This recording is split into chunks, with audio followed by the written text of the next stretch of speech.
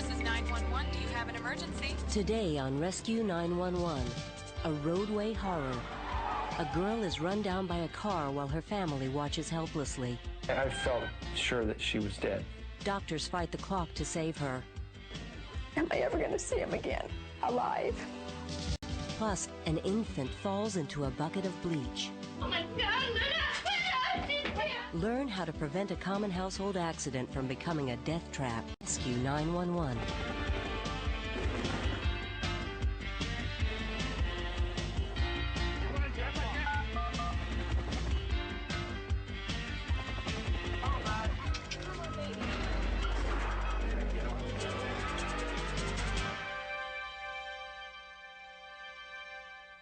In a crisis, success is measured in terms of life and death. I'm William Shatner. Tonight on Rescue 911, true stories of caring people who strive to the best of their abilities to change the course of events. We begin on the night of November 10th, 1989 in Desert Springs, Arizona, where Don Jeanson was overseeing a youth group camp in front of the church where he was pastor.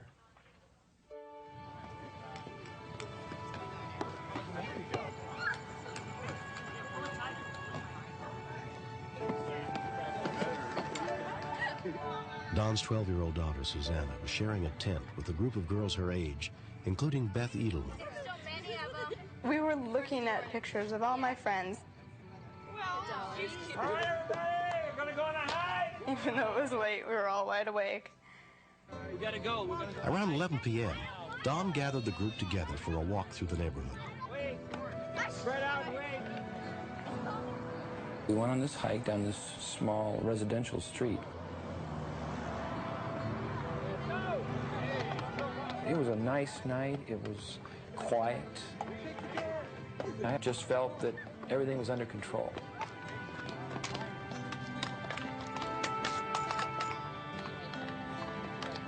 My son Jeremy and Susanna both were playing kick the can.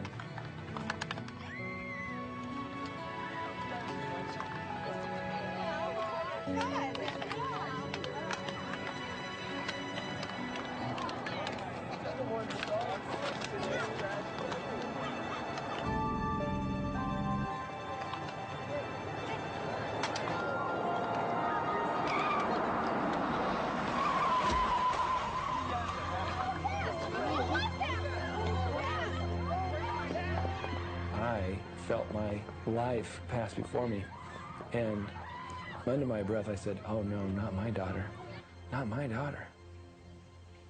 Come on. I just couldn't imagine how she could fit between the engine and the pavement. There wasn't room for her. I felt sure that she was dead. I could barely tell whether or not she was breathing. I said, Susanna, I'm gonna stay here with you. Just let her know that I was right there. You're scared. I feel like I should do something. Don called his wife Diana from the scene of the accident. I'll never forget the ring. And then there was Don on the other line. Hello, Diana? All I heard was these sirens. And he's screaming over the top of it.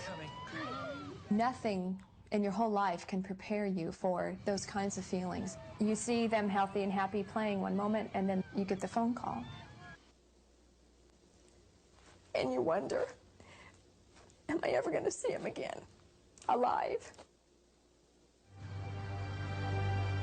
When we continue, I didn't want to believe it, that a tragedy like this could strike my family. It seemed like I was in a nightmare and couldn't get out.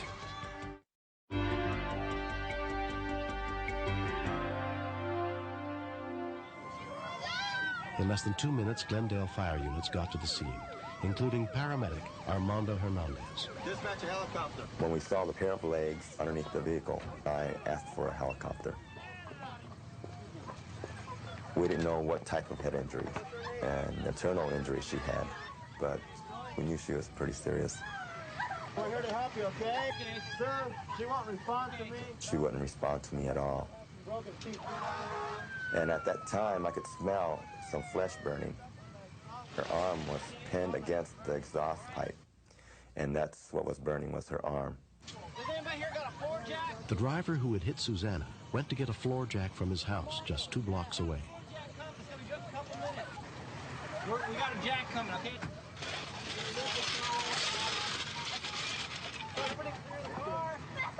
The fireman actually got under the car with my daughter, shielded her from these hot, burning pipes, and pulled her out. I didn't watch any of that. I couldn't. I didn't want to believe it, that a tragedy like this could strike my family. It just seemed impossible. It seemed like I was in a nightmare and couldn't get out. Susanna arrived at the hospital within 40 minutes. The insult to the head was so bad, it was like an egg, a cracked egg. Many breaks. X-ray! She was in shock, cold and gritting her teeth, and did not know me at all. That was the last time I saw her conscious. I'll run out and talk to him. Among those treating her at St. Joseph's Hospital was nurse Steve Nelson. She was bleeding throughout her body, and we replaced her blood volume at least 2 times. At this point, Finally, a young doctor sat us down, and he said, medically speaking, they couldn't do anything else for her. In the next 15 minutes or half an hour, you could lose her. to do some praying. I notice that you folks believe in prayer. He says, now's the time to pray.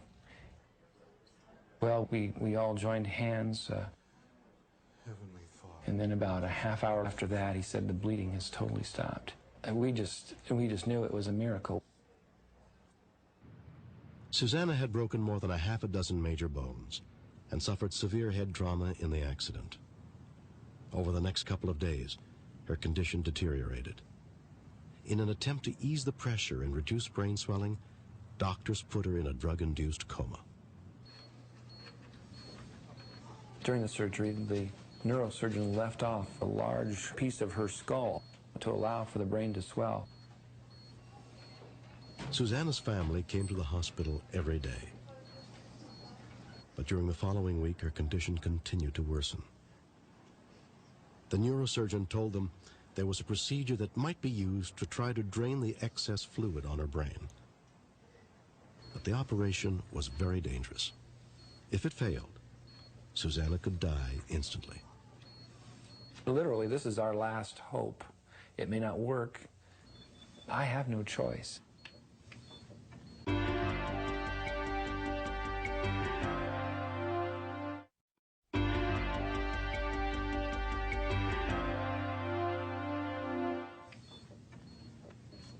Pressures inside of her head slowly returned to normal. But Susanna was still comatose. Nothing worked on her body. She's in her own coma now. As Susanna's vital organs began to shut down, Dr. Bob Graham gave her only days to live. We did not know if her brain was alive or dead at that stage. We could not pick up any brain waves on the EEG. The chances of her surviving be a normal child, probably 1 in 100,000, 1 in a million. Jeremy's been going to school now. Suzanne had survived so much already. I think it's kind of hard for him. And at that point, she still was hanging in there. We'd touch her, we'd put lotion on her. Grandma's here every day. And Telling her about our days. Grandpa's still helping. Telling her about her friends. Susanna remained in a coma for more than 2 months. 3 separate times her heart stopped beating, and she had to be resuscitated. What's the pressure doing? You feel like what else is going to happen to her? There is nothing left. And eventually, it didn't even resemble Susanna. Just a tiny bit of purple nail polish. That reminded me of Susanna. You loved her, you missed her, and you go in and want to see her, and it wasn't her. January 8th, 1990, we spent an extra long time in intensive care. The next morning, Darlene, her nurse, called, and You have to understand, whenever the phone rang at our house, you're waiting for, "We're really sorry." Darlene said, Susanna opened her eyes and just started watching me work. Her eyes followed me around the bed. We could hardly get dressed fast enough to go down there. She mouthed the words, "Hi, Mom." She had recognition in her eyes. It was like your daughter had been reborn. It's like the greatest dream you could ever have came true. Tests revealed that Susanna's brain was still functioning normally, but she faced months of painful physical, occupational, and speech therapy to relearn everything. And it was grueling. But it did not stop the therapists. They were geared to push her. She'd see them coming in, and she would openly weep because she knew it was going to hurt. But by the end of April, Susanna was able to take some steps. You did it. Susanna Jeanson spent 7 months in the hospital, recovering from her massive internal injuries and many broken bones. It's been 2 years since the accident, and except for some weakness in her lungs, she continues to develop like any other 14-year-old. My biggest accomplishment in my comeback, I thought, was when I finally was able to walk, because I don't even know how it felt to be able to walk before my accident. So it was really a big accomplishment to me. How happy can a mom be when she's had her kid taken away and then given back? I am very grateful for all the work that all the doctors and nurses and friends did for me. Susanna has left a wake of medical people profoundly astounded by what she survived, but yet they shouldn't forget for a moment that it's they that helped her pull it off. I really felt that if she died, I wouldn't be the same. A part of me would die without this little bundle of joy. I was in danger of never being the same person, and somehow I am. She's been through death. She knows what life's all about, you know, people and love, family. I'm looking forward to what life has in store for me still. I'm dying to find out what it is, too.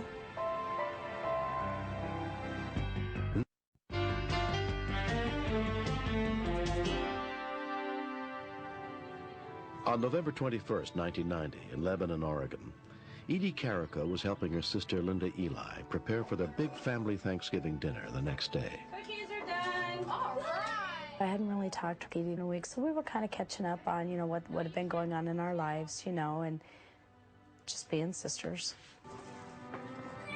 We were talking about the kids and how big Jessica and Sierra were getting. They're about 11 months old and 3 weeks apart. And we were talking about how we were going to get together and have just one birthday party for both of them. Edie, I'm going to go ahead and make my mouth water. You want to put that batch in? And I knew I had to scrub my kitchen floor, so I went to get a bucket of mop water.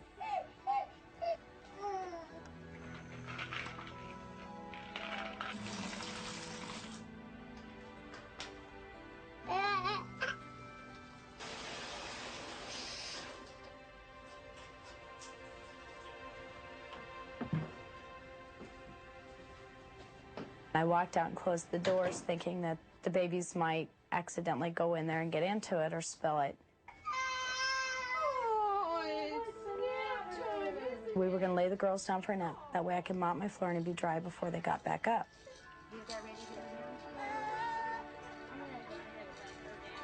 Well, I need to make her bottles. Okay. Sierra is an absolute monkey. She's independent. She's just stubborn. She prefers to do things on her own, by herself, for herself.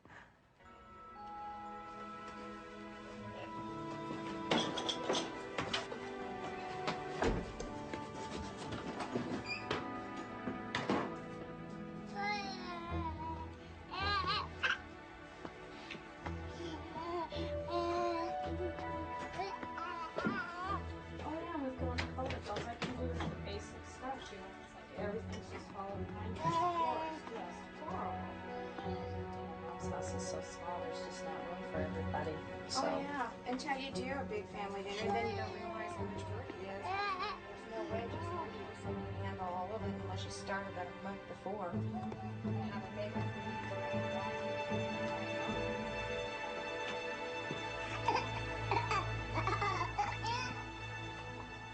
I made up the bottle, grabbed a diaper, and I made a circle through the living room and back down the hallway to Linda's bedroom.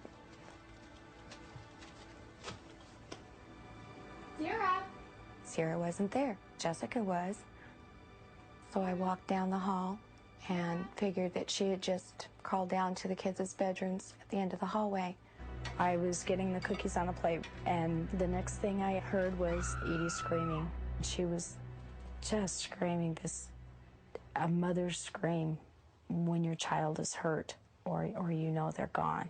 Oh my God! Oh my God. She was extremely cold. Her lips were blue and her face was ashen. I turned her over the sink and goo came out of her mouth. No, Sierra. Oh my God, Linda! She's dead! What happened? I was screaming. I'm going, oh my God, Linda, she's dead. She's gone. I checked to see if there was a pulse. I felt it very faintly, but I could tell her chest was not rising and falling. I knew if I didn't do anything immediately, she would die. After each breath, I would look at her and it wasn't doing any good. She's not breathing yet. We're gonna have to do it again. I started to feel very helpless. And then I remembered, you know, this is why I learned it. Come on, baby, breathe, breathe. After the sixth one, she opened her eyes and I could hear her pulling air on her own. She's breathing. I could tell she was still in danger, but praise God, she was breathing. At 3:16 p.m., rescue units with the Lebanon Fire Department were dispatched to the scene. Working on F3 at 10:55. She's gonna be okay. We're gonna take her to the hospital and she's gonna be okay. She's breathing now. She's gonna be okay. I kept smelling something really funny. It's like I smell something, but I can't put my finger on it. And I turned and asked Linda, is there bleach in your bucket? Then Linda lost it. Within 6 minutes of the call, paramedic Tim Frost and his partner arrived at the house. The minute I went through the door, there was a strong smell of chlorine in the air.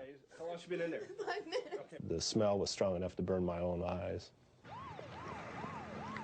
We didn't want to waste any time. She was in very serious condition. Because of the added problem we had with the chemical in the water, we gave her not much of a chance to survive.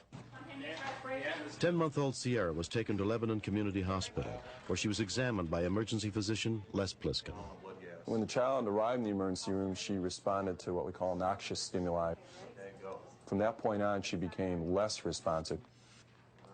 She never did open her eyes to voice at all. Sierra was flown to Dorenbecker Children's Hospital and put under the care of Dr. Alan Pascal. We knew that she was likely to have a severe lung injury, and she also had an inadequate function of her heart. Her blood pressure was very low, very difficult to measure. However, she did show some neurologic function, which as early on in her course is a very good sign. She looked so helpless and so tiny. She had every machine in that place on her. I couldn't even hold her. I think that was torture. It seems like something that a child couldn't do. But in my 5 or so years of pediatric critical care, I've seen 4 or 5 bucket drownings. Many of the cases I've seen have been fatal. After 2 weeks in the hospital, Sierra was released. In a checkup 6 months later, she was given a clean bill of health. I am so thankful that we have her today to share and to love, and so it's truly a miracle.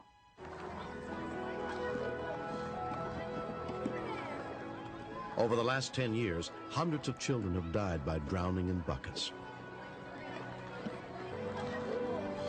The best is that I have the joy of her today, and that I can speak out and make more parents aware of their surroundings. Children move fast. Don't underestimate them. If you think a child can go out and fall in a swimming pool and drown, so you put a fence around your swimming pool. But the thought of 6 inches of water taking a baby's life, you just don't think about it.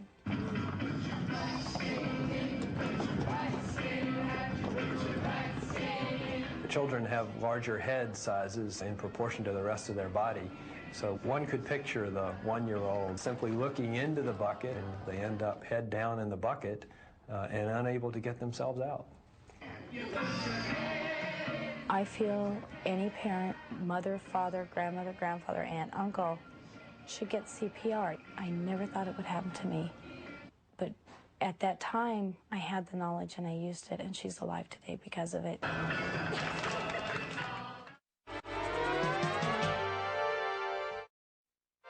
We all should take first aid and CPR courses every year.